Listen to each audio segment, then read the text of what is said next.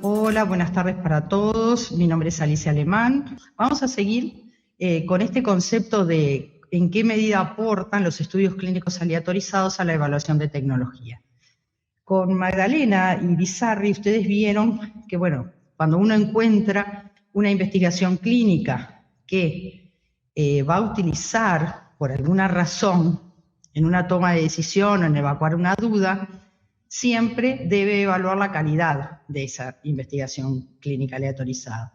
Y en base a eso es que uno mira lo que se llama el riesgo de sesgos, que fue detalladamente descrito ya y aplicado a esta investigación clínica aleatorizada EVAR1, que en realidad nos sirve simplemente como excusa para comprender en qué medida los resultados de una ECA, estudio clínico aleatorizado, aportan a tomar decisiones o a construir o incluir en los resultados de una evaluación de tecnología. Ya vimos la parte de validez interna, sesgo por sesgo, y vimos que este estudio, el de EVAR, que en realidad lo seleccionamos porque en nuestro caso hipotético nos surgió la duda de si era verdad que el ACV era mayor en los procedimientos de endoprótesis que en las cirugías a cielo abierto, que fue lo que uno de los miembros de la reunión a la que habíamos concurrido había afirmado. Ya vimos que el estudio de EVAR, que estudia ACV como efecto adverso, tiene validez interna y por tanto los resultados que nos aporte serán creíbles. Entonces debemos ahora ir y ver los resultados de ese estudio.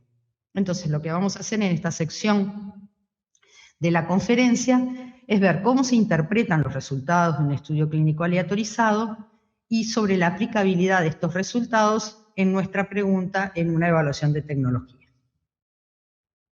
Entonces, el estudio de EVAR1, como se acuerdan, era un estudio que evaluaba los efectos que tiene el uso de endoprótesis en relación o en comparación con la cirugía a cielo abierto para la reparación de aneurismas aórticas abdominales.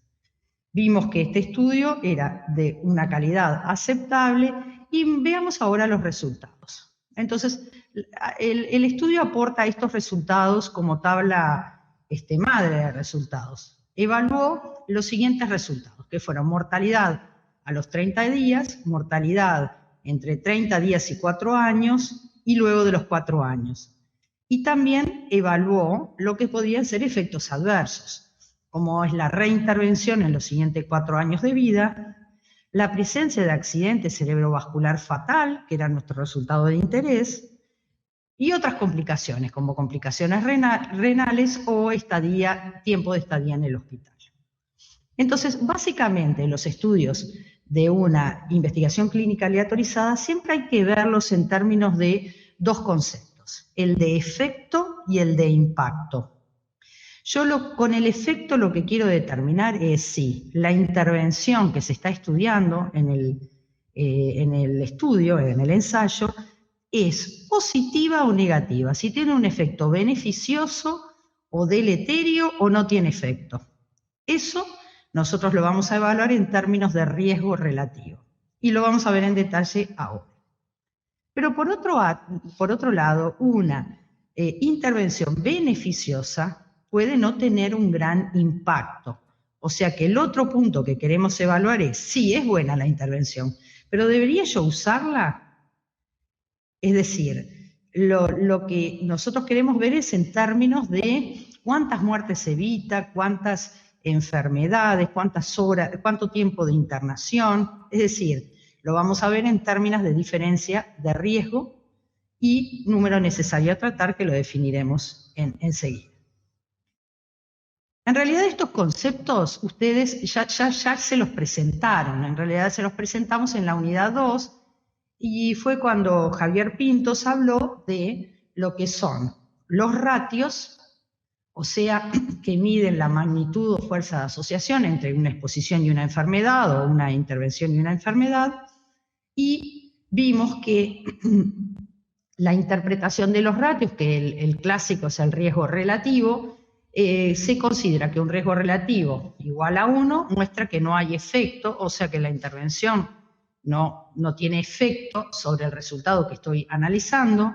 Un riesgo relativo mayor de 1 habla de un aumento en el riesgo, digamos así, del grupo de individuos que está recibiendo la intervención o que está expuesto a un factor de riesgo, y un riesgo relativo menor de 1 es una disminución de ese riesgo. Depende qué es lo que yo esté mirando, el que yo quiera que el riesgo relativo, o me interese que el riesgo relativo sea mayor que 1 o menor que 1. Si yo lo que pretendo es aumentar un resultado favorable, como podría ser, yo qué sé, la lactancia, yo quisiera que mi exposición aumentara el riesgo, entre comillas, de lactancia.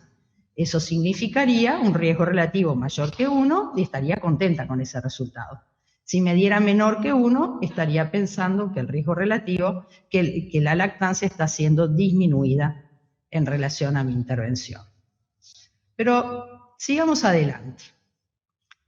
¿Cómo se calcula el riesgo relativo? Ya lo vimos. Es la incidencia en participantes que reciben el tratamiento, la incidencia del resultado, ¿no? En este caso vamos a mirar muerte a los 30 días en el estudio de EVAR.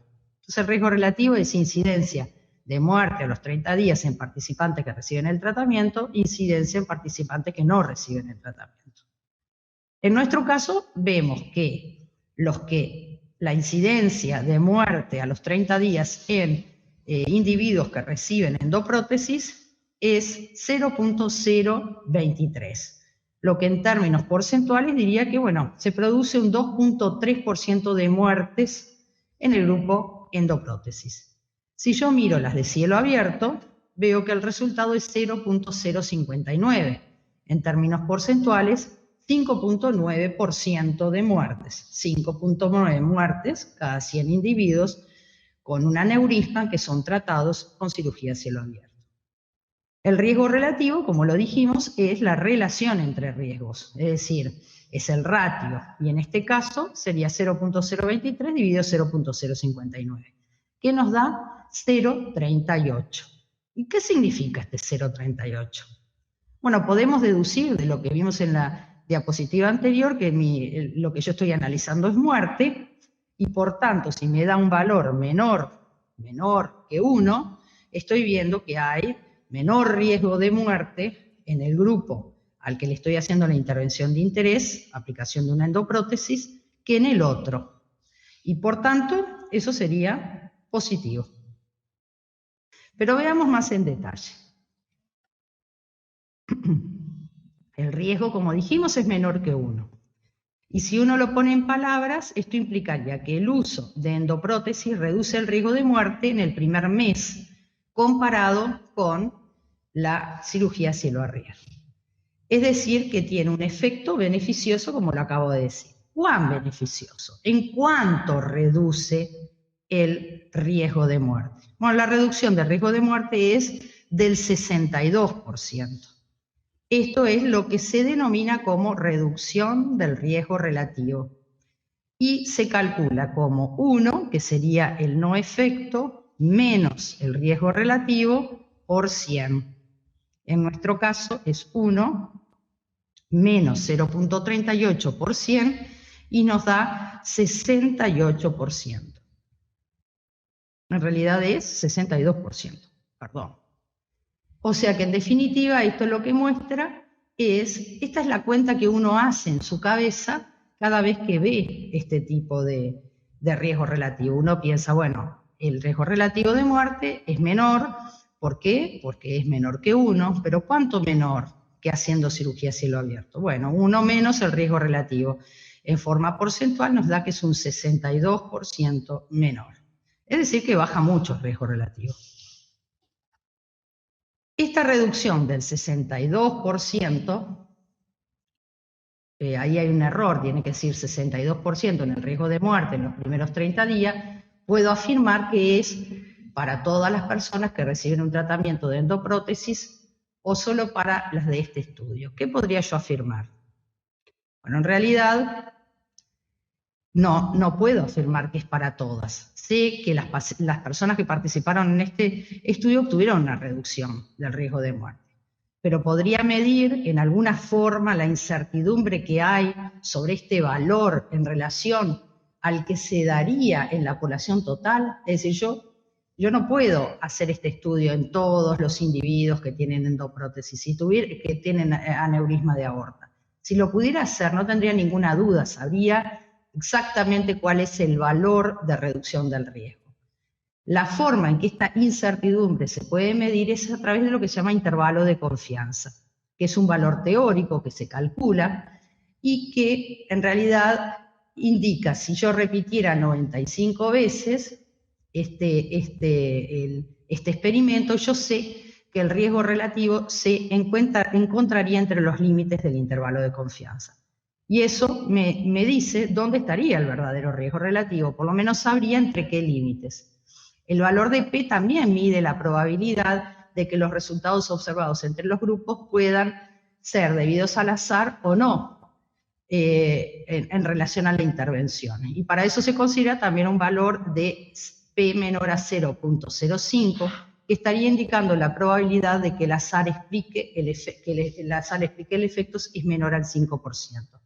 En realidad estos dos conceptos son como complementarios, pero es preferible utilizar en términos de clínica, de aspectos clínicos o de decisiones, el intervalo de confianza. En nuestro caso, en lo que tiene que ver con muerte a los 30 días, el intervalo de confianza, que es un cálculo teórico, como dijimos, nos muestra que, habíamos dicho, el riesgo relativo era 0.38, o sea, una reducción del 62% del riesgo de morir en el grupo que recibe una endoprótesis. Pero eso en este estudio. Si yo lo repitiera 95 veces, si lo repitiera 100 veces, en 95 de esas 100 veces, el valor del riesgo relativo estaría entre 0.20 y 0.69. Hay una cierta incertidumbre, pero lo que sí sabemos es que el riesgo relativo siempre sería menor que 1. O sea que siempre obtendríamos una reducción del riesgo de muerte en el grupo de endoprótesis. Esa reducción del riesgo en la estimación puntual, que se llama riesgo relativo, como lo vimos, era 62%. Pero el intervalo de confianza lo que nos está diciendo, que a lo mejor no es 62%, pero sí sé que será entre 80% de reducción, que es calcular la reducción del riesgo con el límite inferior del intervalo de confianza, o podría ser quizás un 31% en la reducción del riesgo. O sea que, de todas formas, siempre colocar una endoprótesis va a reducir la mortalidad a los 30 días. Ese es el concepto de intervalo de confianza. Ahora veamos nuevamente los resultados. En este caso, el riesgo relativo y el intervalo de confianza para ACV fatal, o sea, accidente cerebrovascular fatal, que de última era nuestro resultado de interés. ¿Qué resultado nos daría? Bueno, si uno mira el riesgo relativo, como ven acá, el riesgo relativo es 0.82. Uno pensaría menor que 1. O sea que la colocación de una endoprótesis pareciera reducir la frecuencia de ACV fatal o el riesgo de ACV fatal. ¿En cuánto la reduciría? En un 18%. Sin embargo, como esto sería la estimación puntual para este estudio, cuando yo tengo que mirar el riesgo relativo, el intervalo de confianza, que nos daría una visión de cómo se comportaría este riesgo relativo si la población fuera mucho mayor. Y lo que vemos que aquí el intervalo de confianza va de 0,40, o sea, la probabilidad de que sea muy protector frente al ACV, la colocación de una endoprótesis, pero si uno mira el resultado del otro extremo del intervalo de confianza, dice 1,68. Esto lo que está indicando es que cabe la posibilidad de que la endoprótesis aumente el riesgo de ACV. No puedo saber con este intervalo de confianza realmente cuál es el verdadero valor del riesgo relativo. Sé que va a estar entre 0,40 y 168, pero no sé dónde. Por tanto, no puedo estar seguro de que haya un aumento o una reducción de los accidentes cerebrovasculares con el uso de la endoprótesis. Este intervalo de confianza es claramente diferente del de arriba, en el cual todo está hacia un lado del 1, y aun cuando haya diferencias en la reducción del riesgo, siempre va a reducir la muerte a los 30 días. Bueno, entonces, aquí hemos terminado de alguna forma el concepto de lo que es el riesgo relativo y el intervalo de confianza, o sea que son medidas de efecto de la intervención. Sabemos entonces, por tanto, que para la mortalidad el efecto es beneficioso y lo que tiene que ver con el ACV, el efecto es desconocido, ni beneficioso ni dañino. Eso es lo que, en suma, establecimos aquí. Este es el efecto que causa la endoprótesis en las muertes a 30 días. Pero ¿cuál es el impacto? Hemos visto cuál es el efecto. El efecto es beneficioso para la muerte. Ahora, ¿qué impacto tendría el incluir esto, la endoprótesis, en la cobertura o en nuestra población? Bueno, veremos el impacto que tendrían considerando solo un estudio, el EVAR. No era el motivo que nos llevó a mirar este estudio. Nuestro principal motivo era ver qué pasaba con el ACV. Pero como hemos analizado el resto, bueno, vamos a ver. Sabemos que reduce la mortalidad en el primer mes, veremos qué pasa con el impacto. Entonces, expliquémosles un poco mejor. Esta tabla muestra de alguna manera los resultados de un estudio que se ha hecho que tiene que ver con la administración de aspirina a poblaciones con hipertensión arterial para prevenir el infarto de miocardio. Si nosotros miramos, aquí se han corrido los óvalos, pero si nosotros miramos aquí lo que tenemos es el riesgo basal, es decir, una persona que no toma aspirina y que es un hipertenso, ¿qué riesgo tiene de hacer un infarto? Bueno, 67,9. No son datos reales, son datos modificados con fines didácticos. Y si toma aspirina, el grupo experimental, ¿cuál es el riesgo? El riesgo es 37,4, evidentemente menor. Estamos viendo, con aspirina hay menos riesgo de infarto que sin aspirina. Si yo calculo el riesgo relativo, lo que yo esperaría es que sin duda el riesgo relativo fuera menor que 1. Estoy dividiendo un número más chico entre uno más grande. Por tanto, voy a obtener un riesgo menor que 1. Efectivamente, 0,55. Y de acuerdo a lo que hemos visto, esto lo que quiere decir que hay una reducción del riesgo del 45%. Sigamos. El riesgo relativo, como dijimos, es 0,37 y veamos el intervalo de confianza. El intervalo de confianza, o sea, el riesgo relativo es protector. El intervalo de confianza está todo a un lado del 1, es el que vemos acá. Y por tanto, lo que nos muestra es que con una diferencia, pero el riesgo relativo y el intervalo de confianza son menores que 1, por tanto, el dar aspirina va a reducir el riesgo de infarto, con mayor o menor magnitud, pero lo va a reducir. Sin embargo, nos podríamos plantear, bueno, ¿le tenemos que dar aspirina a todos los hipertensos? Esto puede ser complicado, no solamente por los costos que pueda tener, sino que la aspirina tampoco es inocua. Tiene un efecto en la irritación gástrica, puede producir sangrados, puede ser cara. Es decir, es importante conocer el impacto. Es decir, si yo doy la aspirina, bueno, ¿cuántos infartos esperaría yo evitar? Entonces vamos ahora a lo que se llama el cálculo de la reducción del riesgo absoluto. Es decir, me voy a centrar en esta parte de la tabla. Ya no voy a dividir los riesgos como lo hice. Acá lo que me interesa saber, si yo parto de este riesgo, si le aplico aspirina, ¿en cuánto reduciría este riesgo?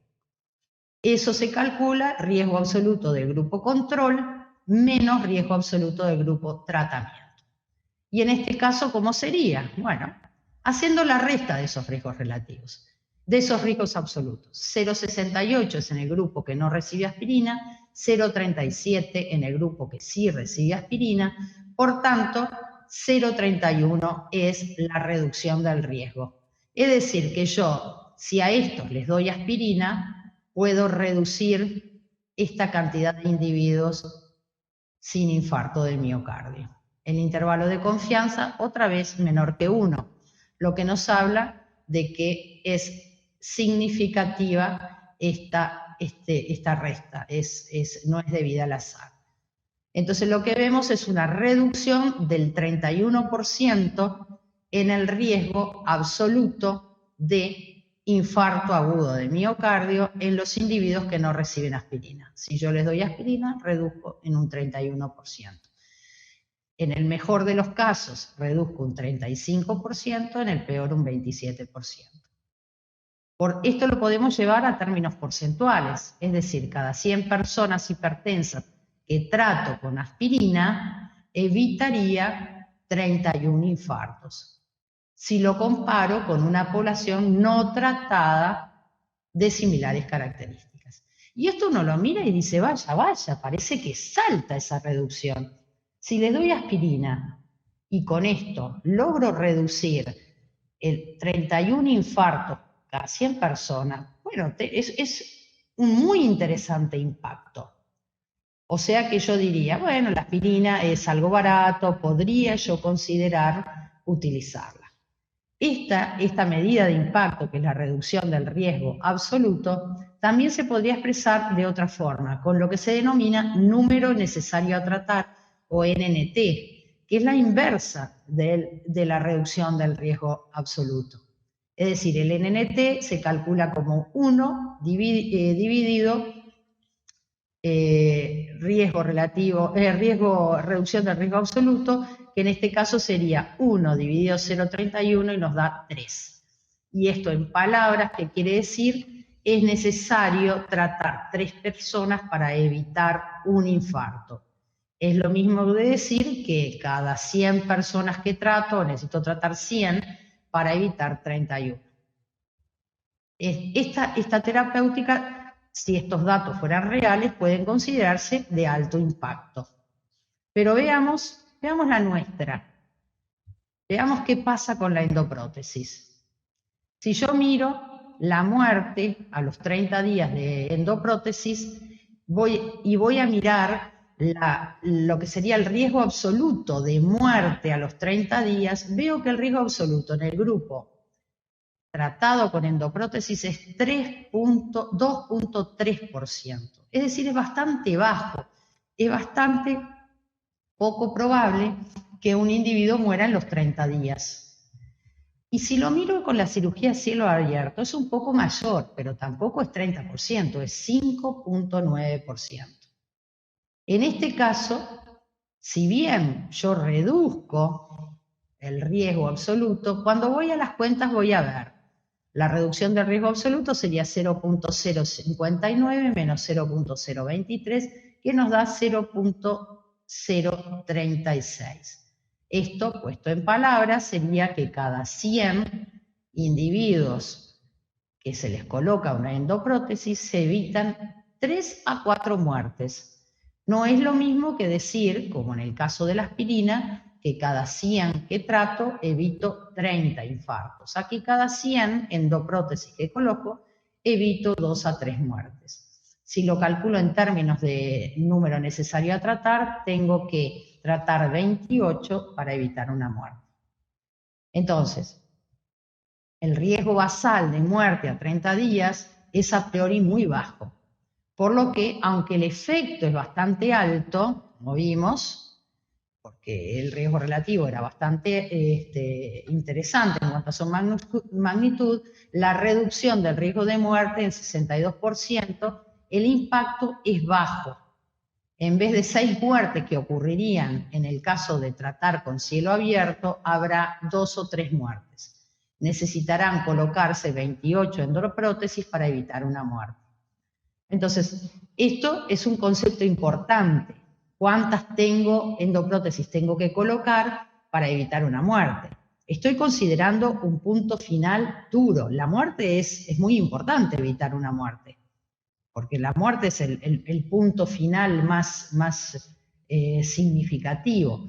Y yo estoy logrando evitar muertes. Estoy logrando evitar muertes en el primer mes de vida. Entonces, por último, el último elemento que nos queda por definir es lo que tiene que ver con la aplicabilidad. Yo ahora sé cuál es el efecto y cuál es el impacto de esta terapéutica, considerando un solo estudio, el EVAR-1. Pero ¿puedo yo utilizar los resultados de ese estudio? ¿Son aplicables a mi realidad? Es algo que debo considerar. Siempre debemos tener en cuenta estas características, las características del estudio y las características de nuestra población. En este caso, como hemos mencionado, es una población de una edad media de 60 años y que tienen aneurismas de al menos 5.5 centímetros. Esto tenemos que tener en cuenta al pensar en la aplicabilidad de estos resultados.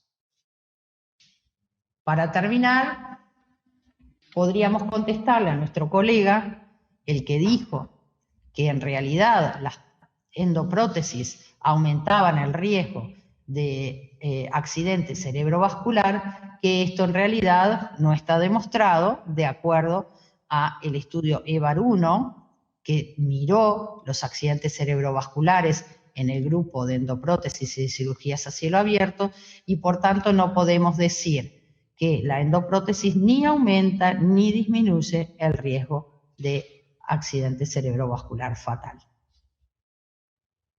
Muchas gracias y nos seguimos viendo.